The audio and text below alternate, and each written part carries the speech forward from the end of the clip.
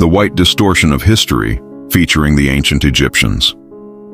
Prior to the 19th century and the provenance of Egyptology, it was widely accepted that the ancient Egyptians were a black Hamitic race of people. 18th century French historian and politician Constantin François de Chasseboeuf stated explicitly that the ancient Egyptians were true Negroes, and that the Egyptian Sphinx was Negro in all its features. The rise of Egyptology during the 19th century sought to distort and challenge this viewpoint.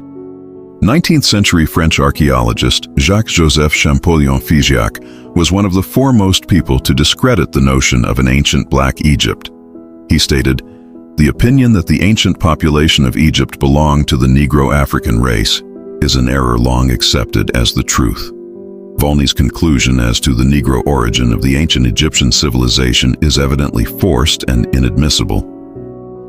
19th century German Egyptologist Heinrich Karl Brugsch stated that, according to ethnology, the Egyptians appear to form a third branch of the Caucasian race, and this much may be regarded as certain.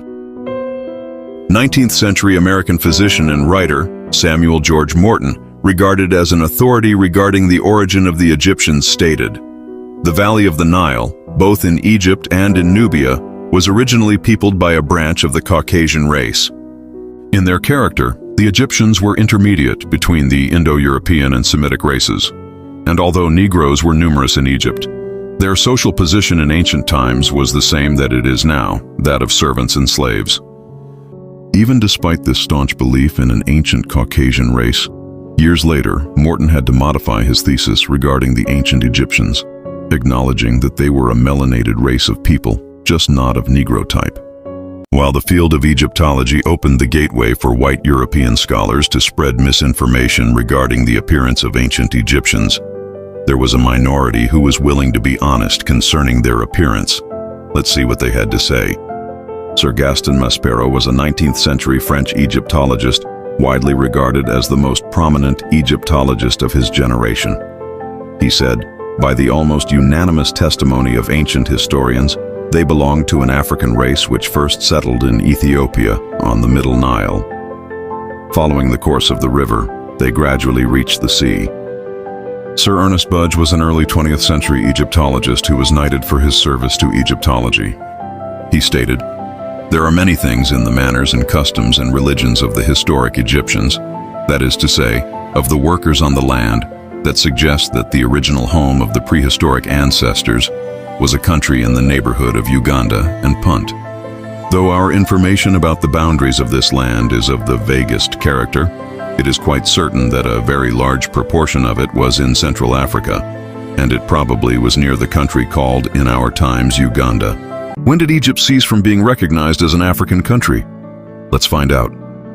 Much like how the ancient Egyptians were widely regarded as black prior to the 19th century, Egypt was largely known as an African nation going back to antiquity.